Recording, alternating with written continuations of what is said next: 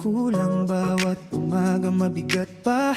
Dati hinihintay ko bawat tunog ng cellphone ko, umaasang isang araw babalik at magsasabi ng totoo. Pinipilit kong intindihin lahat nangyari sa atin. Hinahanap ko sa sarili kung saan ba ako nagkulang din. Pero habang lumilipas, unti-unting natutunan.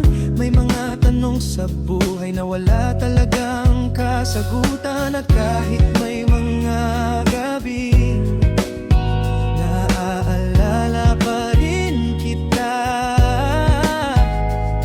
hindi na katulad noon, hindi na ako nawawala. Sana'y nasa katahimikan, sana'y nasa mga gabing mag-isa, sana'y nang hindi malaman kung nasaan ka o kumusta ka. Hindi dahil wala nang laman ang puso kong minsang ikaw ang tahanan.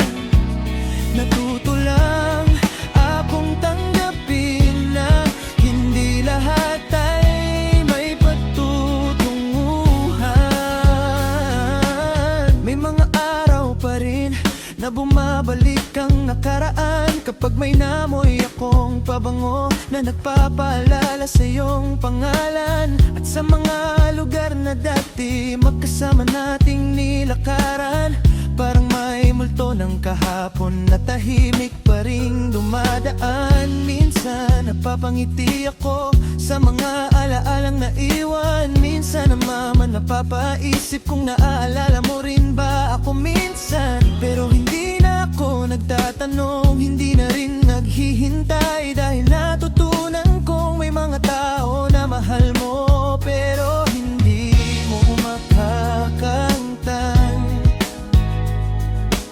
Habang buhay ang sanay na sa katahimikan,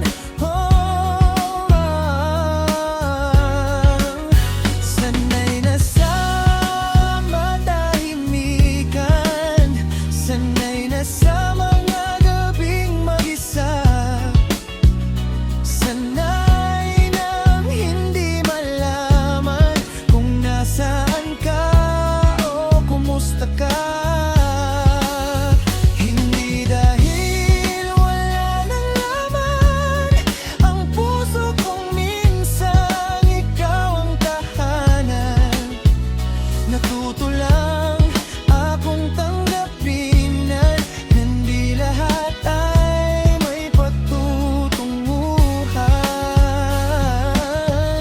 May mga kantang dati na hindi ko kayang pakinggan, ngayon kaya ko nang sabayan. Nang hindi na umiyak sa daan, may mga lugar pa rin ikaw ang unang naaalala. Pero hindi ako bumabalik sa mga sana at mga bakat. Kung masaya ka ngayon, sapat nang malaman ko, kahit hindi na ako kasama sa mundo mo.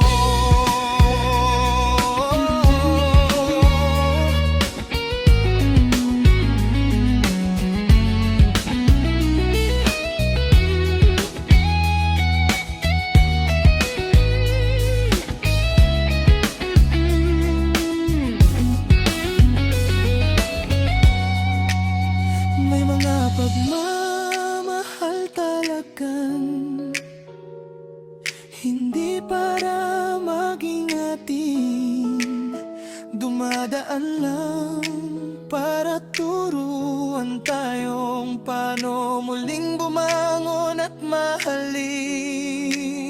At siguro yun ang silbi mo sa maikling panahon na iyon. Hindi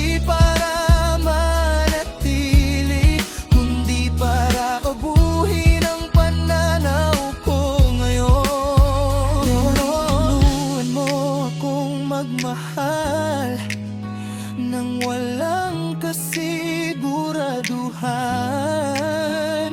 At tinuruan mo rin akong bumitaw kapag oras na ng paalaman. At kung sakaling magkita tayo